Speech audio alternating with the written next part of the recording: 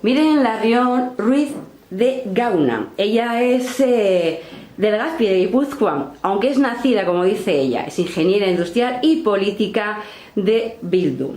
Hablaremos un poquito también de su trayectoria política. Miren, ¿qué podemos decir? Bueno, pues que ocupó el 10º puesto en la lista de Euskal Herria por Bildu EH Bildu en Álava. En las elecciones autonómicas del 2012 pasó de ser portavoz de la coalición de cabeza de lista a elecciones municipales del 2015, siendo su partido el segundo más votado y clave para lograr el acuerdo de desalojo de Javier Maroto de la alcaldía del Ayuntamiento de Vitoria-Gasteiz. Tras ser concejal en el 2015 por el Ayuntamiento de Vitoria-Gasteiz y portavoz del Grupo Municipal EH Bildu Gasteiz, en las elecciones del Parlamento Vasco de 2016 fue cabeza de lista por Álava. Desde octubre del 2016 es parlamentaria del Grupo EH Bildu en el Parlamento Vasco y algunas voces la señalan como posible futura sustituta de Arnaldo Otegi al frente de EH Bildu. Hola, Miren, y gracias por esta entrevista a Eusko TV y Tribuna Libre. Bienvenida. Es que ricasco. Vamos a meternos de lleno porque no queda mucho ya para estas elecciones municipales. ¿Qué balance podrías hacer en este caso de estos últimos años? Bueno, yo creo que fue un inicio absolutamente revuelto, ¿no? Eran cuando aquellos famosos discursos xenófobos y racistas de Maroto y un clamor en la calle que nos pedía que había que desalojar aquello. Algo que en lo que fuimos pioneros, pero que en estos momentos vemos que está ocurriendo en todo el Estado, ¿no? Ese peligro que supone esa ultraderecha. Hicimos posible entonces aquel cambio, éramos la segunda fuerza, tuvimos que cederle a la tercera para hacerlo posible, lo hicimos y desde aquel momento se consiguió otro clima en la ciudad, con lo cual ese sería, creo que, un inicio muy espectacular y además donde hicimos todo lo posible para que aquel cambio que se percibía que podía ocurrir desde 2015 se hiciera realidad. Hicimos posible un acuerdo para acabar con un agujero económico que había dejado Maroto de casi 70 millones. También hicimos posible el mayor acuerdo de presupuestos que nunca ha vivido este ayuntamiento. Lo iniciamos nosotros con las otras fuerzas también de izquierdas y conseguimos 2/3 del pleno que apoyasen aquel presupuesto. Hicimos también un buen acuerdo de fiscalidad que rebajaba la presión también en el IBI a los vecinos y vecinas, y también estuvimos en acuerdos importantes como eran los de movilidad, los que hicieron posible pues tanto la finalización del tranvía como un BRT en la periferia. Ha habido también avances importantes en cuestiones de aprobar un reglamento de participación ciudadana. Ahora los vecinos y vecinas tienen un turno siempre el primero del pleno para podernos traernos sus inquietudes. También hemos colaborado en otra serie de cuestiones, como puede ser poner el 3 de marzo donde se merecen y acompañarles en la querella que tienen contra los principales responsables de aquella matanza. Y bueno, otra serie de cuestiones, ¿no?, que se han ido consiguiendo en la legislatura. La pena es que ese balance que empezó tan bien ha ido perdiendo fuelle, ¿no? Hemos tenido al final un alcalde, Urtaran, pues que no tiene la capacidad suficiente para llevar adelante los acuerdos a los que hemos llegado a alcanzar con ellos. No se han hecho muchas de las cuestiones que hemos aprobado, no se cumplió aquel primer acuerdo presupuestario y a mitad de legislatura pues ha habido un giro hacia acordar también con el Partido Popular. Se ha ido perdiendo fuelle en esa legislatura que se inició con tanta ilusión, y un poco el balance es que se podía haber hecho bastante más con una especie con un liderazgo fuerte, con un creer realmente en las posibilidades que tiene esta ciudad, lo que esta ciudad se merece. Miren, hablando de racismos y demás, bueno, pues claro, nos viene a la cabeza ayudas y aunque ya sabemos, o de alguna manera sabemos que las instituciones tienen muy controlado a quién se le da, a quién no se le da, qué requisitos hay. ¿Por qué crees que todavía en la ciudadanía sigue habiendo esa especie de sombra en la de que se les da sin mirar a los de siempre, porque eso es lo que también de alguna manera genera ese clima, ¿no?, en la ciudadanía de violencia, porque es una mala información, una desinformación por parte... A ver, también el ciudadano tenemos una responsabilidad y es la de informarnos, que no lo hacemos, siempre dejamos que sean otros los que nos informan, ¿no? Pero tú, ¿cuál es tu opinión? ¿Cuál crees que puedas llegar a ser el kit de esa cuestión? Bueno, hay una serie de cuestiones que las encuestas que nos dan de percepción que tenemos los ciudadanos, ¿no?, sobre estas cuestiones ha ido evolucionando con el tiempo. Y la verdad es que cuando la crisis económica pues golpeó con mayor fuerza, ¿no?, cuando tantas y tantos compañeros y amigos iban perdiendo su trabajo y se encontraban en malas situaciones, es cierto que las percepciones que se tenían hacia la inmigración pues fueron empeorando, ¿no? Parecía que en una situación en la que hay muy pocos recursos se llega a una especie casi de enfrentamiento de los penúltimos con los últimos, pero que al final no es otra cuestión que lo mal que se reparte, ¿no?, la riqueza en esta sociedad. Sin embargo, hay una serie de cuestiones y creo que también sobre el dinero público hay que ser absolutamente exquisito. Claro que hay que evitar cualquier tipo de fraude, aunque también todos sabemos que los datos que hay de fraude en las ayudas son menores que, por ejemplo, los casos de corrupción en política, ¿no? Y se habla bastante menos de los casos de corrupción, sin embargo, son bastante más el dinero que llevan. Lo uno no justifica la otra, ¿eh? No significa que porque haya más corrupción se tenga que... Hay que ser exquisitos y creo que en ese sentido, por supuesto, que hay que tener garantías de que en ningún sitio se cometa ningún tipo, pues, de fraudes y desde luego que no exista la corrupción política que existe. Pero a partir de aquí tenemos que analizar qué hay detrás, qué discursos hay y cómo tratamos la situación de las personas, de absolutamente todas, y tenemos por eso un compromiso con generar empleo, tenemos que hacer repartos de riqueza, no se puede seguir con la desigualdad porque no se puede seguir enfrentando al penúltimo con el último. Tenemos que ser una sociedad que nos integre absolutamente a todos, generar riqueza y repartirla. Hombre, es indudable que en estos tiempos la inmigración es necesaria porque en una población en la que cada vez vamos teniendo menos hijos, siempre es bueno, ¿no?, esa mano de obra y aquí me voy a incluir yo, ¿no? Además que mis padres también han sido inmigrantes, entonces quiero decirte que siempre es bueno. ¿Crees que el hecho de tapar unas cosas con otras podrían ser debido a muchas cortinas de humo que muchos ciudadanos piensan, ¿no? Tapamos algo para que, lo que tú has dicho, ¿no?, obviemos. ¿Crees que podría ir por ahí a veces ese tema, ¿no? Algo que nos podría, quizás, como ciudadanos, importar mucho más, el hecho de la corrupción política, y que no hablemos de ello y hablemos de la desigualdad en RGIs, que al final tampoco ese es el mayor robo, ¿no? Yo también me sumo a lo que has dicho, ¿no? 3 de mis 4 abuelos fueron emigrantes por necesidad, tuvieron que ir a América a trabajar, ¿no?, para conseguir comprar algo aquí a la vuelta. De mis tíos también tuvieron que emigrar a Francia, a Cataluña, y dices, ¿no? Venimos de esa emigración, todos entendemos que cuando la necesidad de comer es la que es, necesitamos buscar dónde, ¿no? Con lo cual hay una parte que tenemos que mirarnos de qué hemos sido también nosotros y a partir de ahí solidaridad. Luego está la preocupación, claro, que ocurre en la gente de qué sociedad tenemos, ¿no? Qué sociedad queremos creer y cuánto nos conocemos entre nosotros. Creo que nos lleva a muchas reflexiones de cómo tratamos la interculturalidad.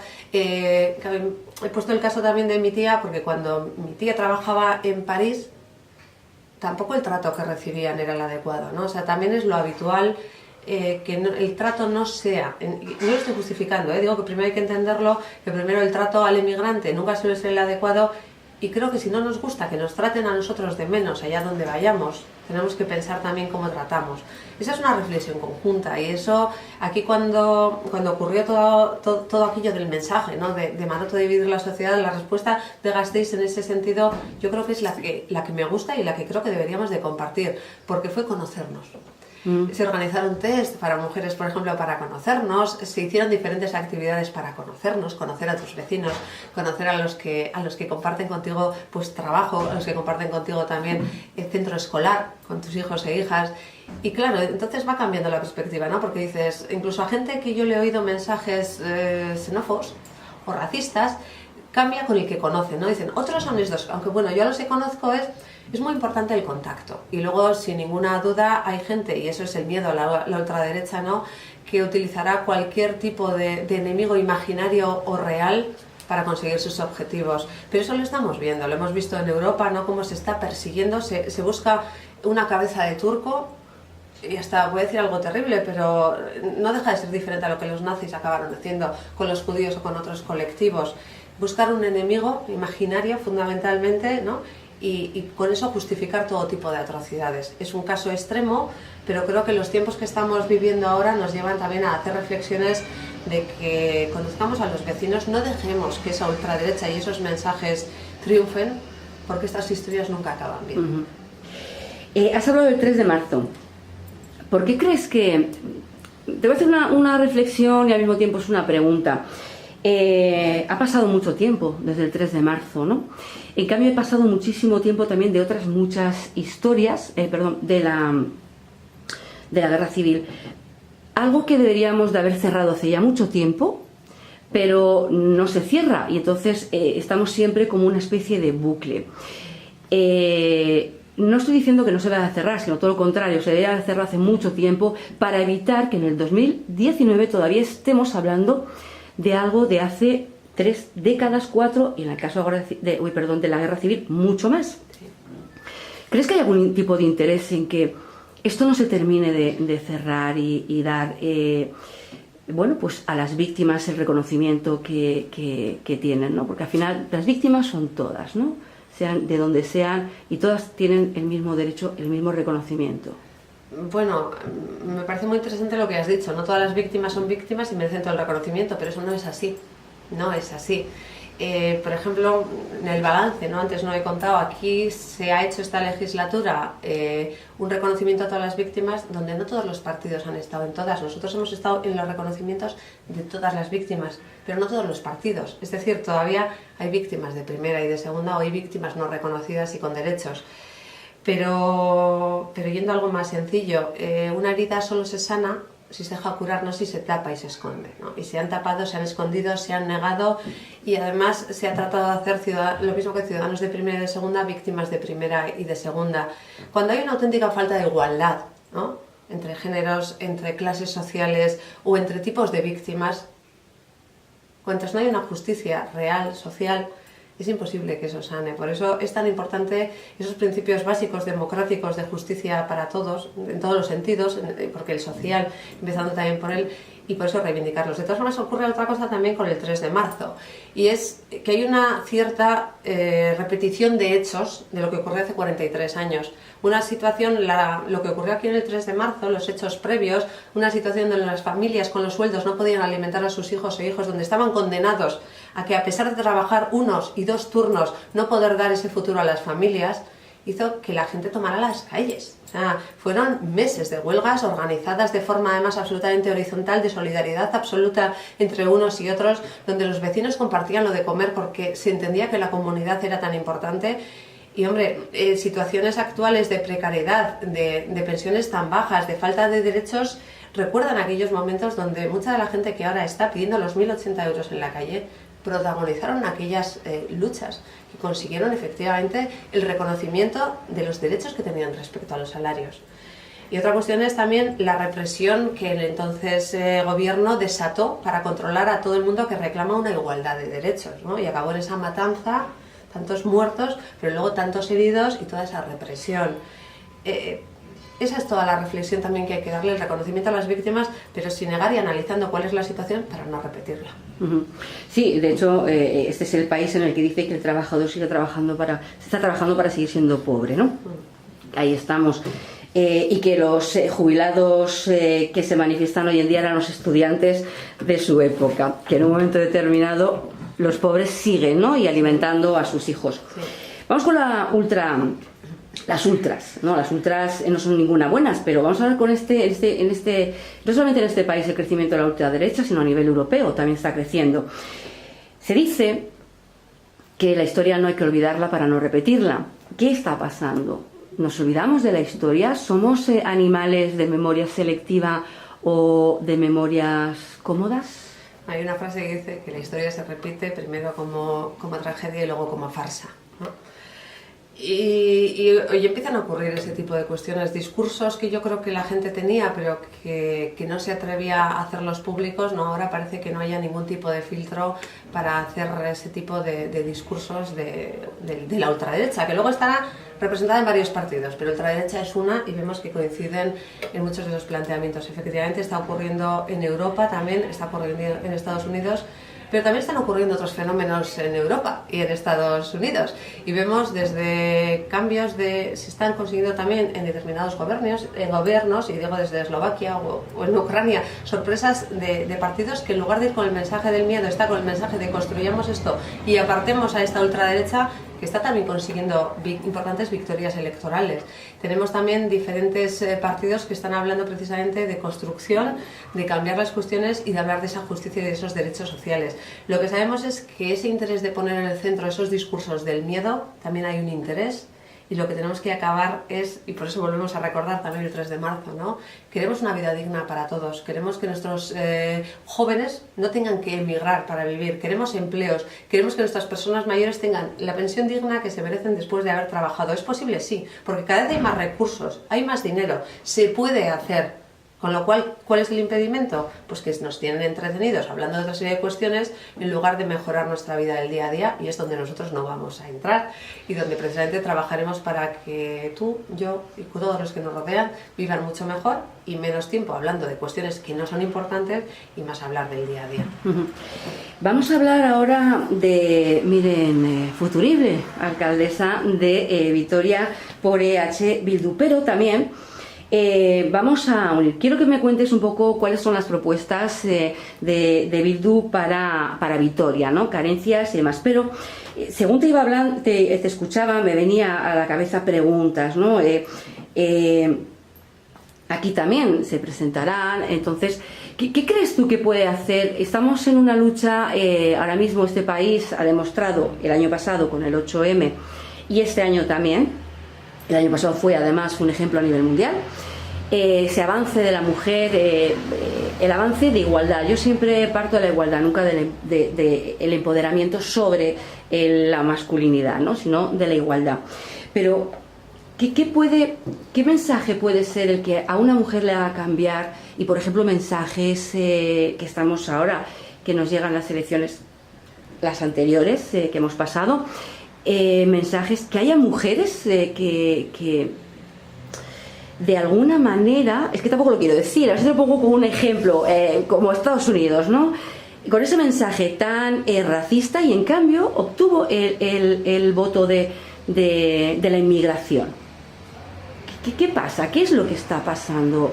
¿Qué nos pasa a los ciudadanos? Porque es como una especie de no querer ver, no querer oír, luchamos por un lado, pero al mismo tiempo damos 4 pasos para atrás.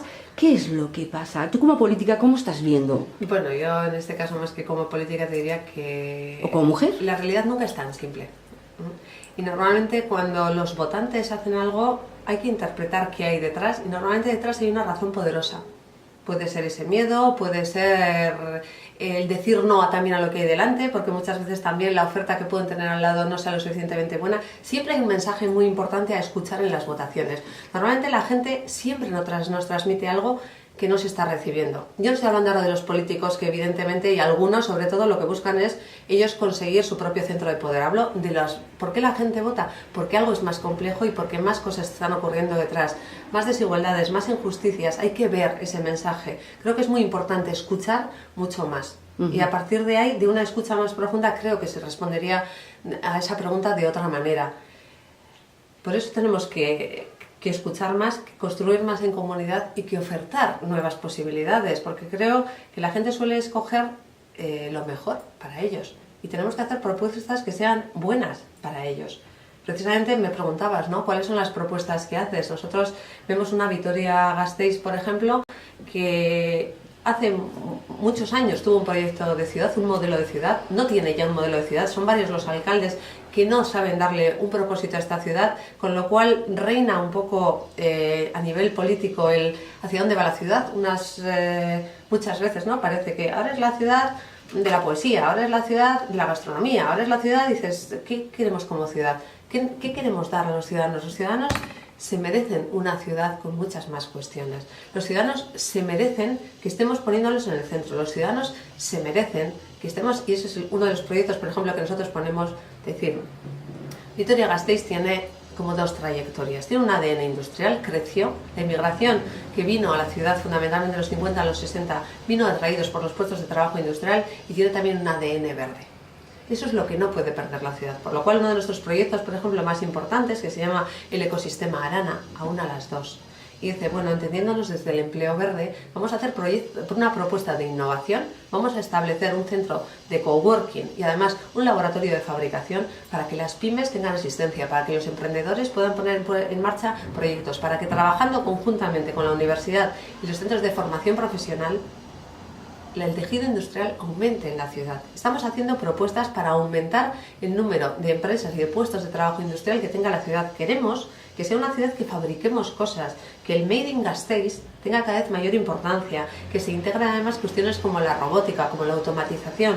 Necesitamos acompañar a las empresas en eso y hacemos una propuesta, el ecosistema Arana, que va a favorecer toda esa creación y además porque entendemos que siempre tiene que estar todo combinado en comunidad, ofrece un espacio abierto a que la gente también lo viva, lo disfruta, es recuperar un entorno natural, es hacer una reflexión conjunta y nuevas narrativas.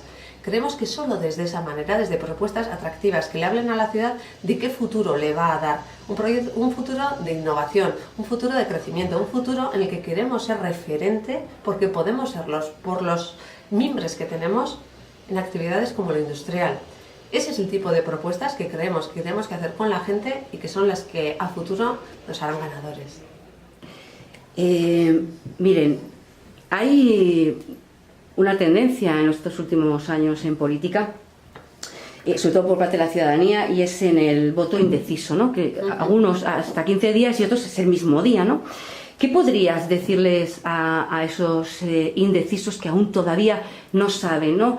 ¿Qué es lo que ofrece a la ciudadanía de Vitoria y a Vitoria en la ciudad, aparte de todo este proyecto que nos has comentado al ciudadano, ¿no? ¿Qué podrías decirle para terminar de convencer, ¿no? De decir, bueno, porque habrá mucha gente, a veces uno cambia los votos y de parte de un ciudadano es como arriesgarme, ¿no? Voy a votar a un nuevo partido que hasta ahora no había votado, ¿no? ¿Qué podrías tú? Bueno, nosotros lo que le proponemos a la ciudad es que es hora de crear ese modelo de ciudad, que es hora de liderazgos fuertes y de liderazgos compartidos. Nosotros a la ciudad lo que le decimos es que nosotros defendemos lo que creemos. Cuando nos comprometemos a algo también saben que cumplimos nuestra palabra y lo que queremos pedirles es que confíen en nosotros, porque nosotros esta vez queremos ganar, sabemos que tenemos las posibilidades y siempre nos pondríamos al servicio de que esta ciudad sea innovadora, que esta ciudad además sea solidaria, que esta ciudad no deja absolutamente a nadie atrás. Tenemos propuestas para los jóvenes y para los mayores, también para los niños, para hacer frente también cuál es la situación escolar en estos momentos. Creemos además en esa igualdad para hombres y para mujeres. No creemos en barrios de primera y de segunda, sino darles la importancia a todos los barrios. Integramos nuestra propuesta para todos los barrios de la ciudad. Pero sobre todo tenemos ese modelo de ciudad, para esa ciudad que merecemos, para hacerla realidad. Y les pedimos esta vez que confíen en nosotros. Una confianza en base al trabajo que hemos hecho hasta ahora, lo que hemos dado a la ciudad y lo que les podemos ofrecer. Esa confianza que además creemos que con ellos podemos hacer esta ciudad la que realmente se merece. Está bien, porque yo haciendo un sondeo con los vitorianos siempre decía, ¿no? Aquello de, parece que Vitoria es el centro y el resto está olvidado por el ayuntamiento. Acabas de dar una clave. Dos cuestiones más. Al ciudadano le cansa un poquito, ¿no? Cuando son buenas ideas, si no es de uno, si no es de otro, yo lo decía antes. Bildu, si una buena idea para la ciudad o para el ciudadano proviene de otro partido, ¿la aceptaría tal cual? Sin esos, ya sabes, que siempre estamos como muy acostumbrados, bueno, yo lo hice, pero a mí me lo rechazaste en su momento. No, si la idea es buena, no importa el color. Mira, a mí me oís muchas veces decir que ni una sola persona, ni un solo partido tienen todas las respuestas. Y que aquí solo construiremos el futuro es un buen conjuntamente. Pero es cierto, con lo cual, y lo hemos demostrado esta legislatura, cuando nosotros hemos apoyado desde el principio un BRT para la periférica, no era nuestra idea, no es nuestro programa, pero la idea era muy buena. Y cuando una idea es buena hay que apoyarla. y nos hemos involucrado en mejorarla, le mejoramos la financiación, conseguimos unos costes mucho mejores porque sea una financiación pública frente a la público-privada. Nos comprometimos a mejorar la idea, pero una idea que era buena como proyecto. Y eso es lo que queremos a futuro. Nosotros vamos a poner muchas ideas sobre la mesa, pero no somos los únicos. Y cuando decimos escuchar es a la ciudadanía, pero es al resto de partidos. Esa es la única forma en que se puede llevar una ciudad adelante. A partir de tenemos que sumar, tenemos que ser más y eso es integrar ideas. Vecinos, una de las quejas que actualmente tienen es que las asociaciones de vecinos no son, esa participación ciudadana no es escuchada por el ayuntamiento. Bildu se compromete a que eso cambie y que los vecinos tengan... yo siempre he dicho una cosa, el ayuntamiento no es de los políticos, el ayuntamiento es de la ciudadanía, entonces es nuestra casa, ¿no? la de todos. Bildu se reactivar un poco ese encuentro con los ciudadanos. Nosotros creemos firmemente en eso y además uno de nuestros compromisos también estrella, te voy a decir, es que nosotros si conseguimos la alcaldía, lo primero que vamos a hacer va a ser una consulta popular, precisamente además relacionada con los barrios, tal y como decías. Hay una propuesta sobre la mesa para unir el eje este-oeste, es decir, Salburua, Arcayate, Centro, Zabalgana, cómo llegar a Júndiz. Tenemos un proyecto sobre la mesa y creemos que se puede hacer de otra manera también mejor. Vamos a hacer que la gente sea la que decida cuál es la mejor de las formas posibles. Fíjate, es una consulta del sí o sí, porque escogerán entre dos propuestas cuál es la que mejor les parece y nosotros nos comprometemos a llevarla adelante. Creemos que el modelo de participación se tiene que profundizar y fíjate que ese es uno de nuestros compromisos. Y luego eso, comprometernos con más consultas, con escuchar las voces. Se hablaba positivamente del turno de participación popular, pero creemos que efectivamente los políticos al final en todos los sitios tenemos que estar al servicio de la ciudadanía y nosotros lo haremos de esa manera. Está muy bien porque hay una cosa yo desde fuera que veo y no lo veo yo, lo ve muchísima gente, tú que eres guipuzcoana como yo. Es curioso porque el vitoriano o el alavés, igual que el vizcaíno, tiene una tendencia muy arraigada a su ciudad, a su pueblo. En Guipúzcoa no, en Guipúzcoa te preguntan dónde eres y dices guipuzcoana, no dices, como aquí dirán, soy de Vitoria, soy de Salvatierra, soy o sea, el vitoriano tiene una cosa que a mí me llama poderosamente la atención y es ese gran interés que tiene por todo lo que ocurre en su ciudad. Esto hay que ponerlo en valor, es decir, un alcalde esto tiene que tenerlo muy en cuenta porque es una forma también de controlar mucho a la alcaldía y de hacer crítica al alcalde o a la alcaldesa, ¿no? En este caso. Bueno, aquí a mí me pillas totalmente vitoriana. No, claro, naciste ahí, pues te criaste aquí. Sí, sí, de hecho, bueno, hay muchísima gente que hizo conmigo todo el EGB que se sorprende cuando oye que no soy de aquí. Yo misma me he sorprendido. Sí, sí, me pillas en ese sentido y además muy orgullosa, ¿no? Me acuerdo que mi mamá siempre decía que a Vitoria solo le faltaba el mar para ser perfecta. Y creo que esa es un poco la sensación que tenemos todos, ¿no? Lo de que amamos muchísimo nuestra ciudad y que le falta algo. El mar. Bueno, nosotros decimos que le falta un mar y decimos que es un mar de oportunidades. Ah, bueno. No, esas oportunidades son las que queremos llevar adelante. Pero efectivamente yo creo que esa sensación de querer nuestra ciudad, ver que le está faltando algo, que le falta ese modelo, ¿no? Que llevamos varios alcaldes que no saben qué orientación darle a la ciudad para hacer la que nos merecemos, es lo que le falta. Y en ese sentido, claro que queremos nuestra ciudad y estamos orgullosos. ¿Cómo no la vamos a querer? ¿No? A mí me sorprende que otros no la quieran así. No, si no es por quererla, es por la integración que tienes de tu ciudad. Normalmente en Guipúzcoa, y esto tú lo sabes porque imagino que habrás hablado con muchos guipuzcoanos, ¿de dónde eres? De Guipúzcoa. No decimos de Irún, de Erretería, de Donosti. No, decimos de Guipúzcoa en general, ¿no? Pero eso nos pasa más a los guipuzcoanos. A los guipuzcoanos, porque sí. Los de Bilbao también te dicen que son de Bilbao. Claro, rápido. Sí. Por eso te decía, solamente nos pasa a los guipuzcoanos. Pasa, algo que tenemos que aprender de vosotros. No es una crítica, ¿eh? Sí, Totalmente es un elogio. Nosotros nos olvidamos. La sensación de... Y además nos pasa en Vitoria, pues digo, yo soy vitoriana, pero hay muchos que han nacido fuera como yo. También somos vitorianos. Lo cual no quita además que nos gusten otros pueblos, ¿no? Lo que sintamos nuestro pueblo de otra manera, pero lo queremos.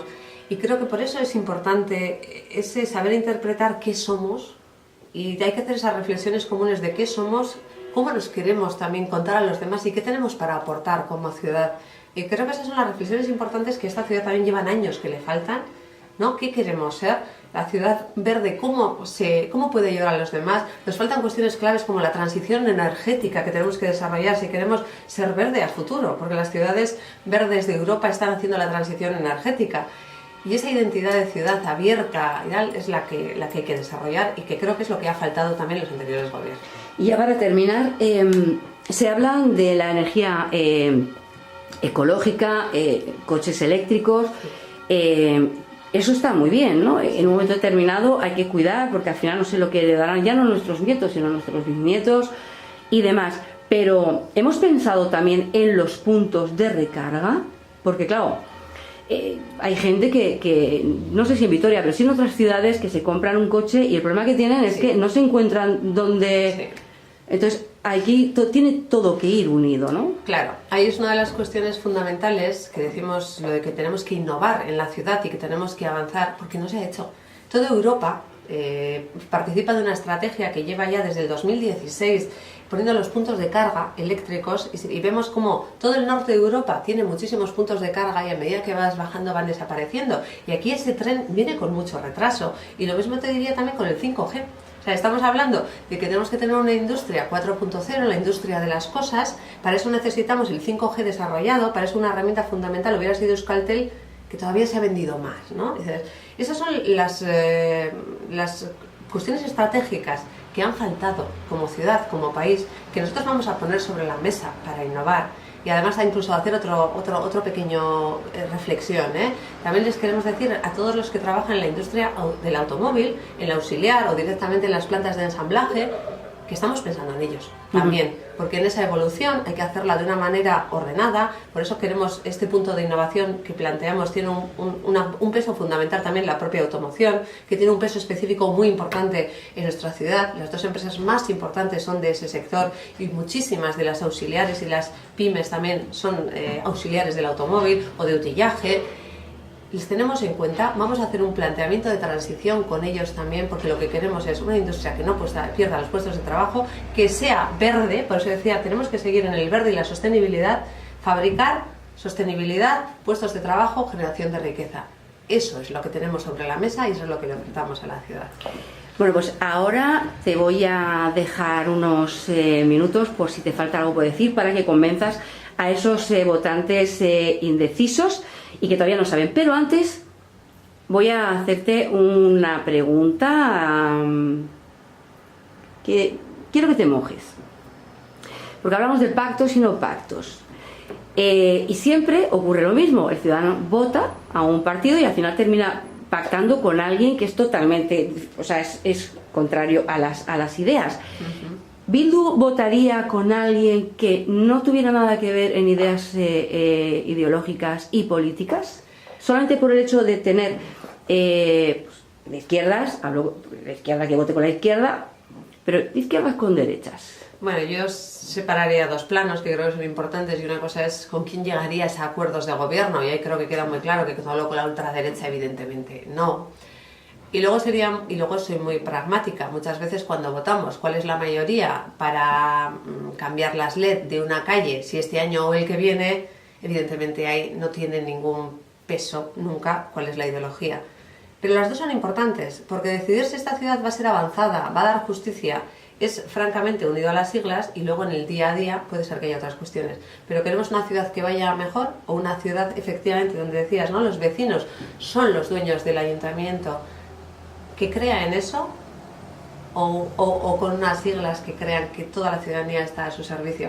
Esa sí que es una decisión previa, pero a partir de ahí, quiero decir, y que es muy clara, este es nuestro planteamiento. Nosotros queremos esa ciudad mejor, lo haremos con lo que lo creen posible, y desde luego ahí está fuera la ultraderecha, y eso es lo que hemos dicho hasta ahora y es a lo que nos hemos comprometido. Creo que si algo todavía tenemos es que la gente sabe que decimos lo que hacemos y hacemos lo que decimos. O sea, que primaría en sí siempre la mejoría de la ciudad, siempre, por encima de todo. Creo que es lo que hicimos hace 4 años, cuando nosotros, siendo segunda fuerza, pusimos el interés común por encima del personal. Creo que eso es lo importante, eso es lo que ha primado también a la hora de hacer planteamientos de ciudad.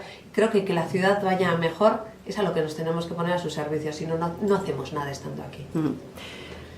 Tienes pues tu minutito o minuto y medio si quieres terminar de convencer, para eso es lo que te comentaba. Yo no... Para que quizás el ayuntamiento tenga un sabor femenino. Bueno, es diferente pensar eso. Yo no creo convencer a nadie. Creo que la gente suele ser bastante inteligente y suele saber bastante bien lo que quiere. Y si tiene dudas también sabe que tiene las puertas abiertas para resolverlas, pero yo sí haría una llamada a la colaboración entre los que creemos en una ciudad mejor, en una ciudad avanzada, en una ciudad solidaria, que es el momento de trabajar conjuntamente.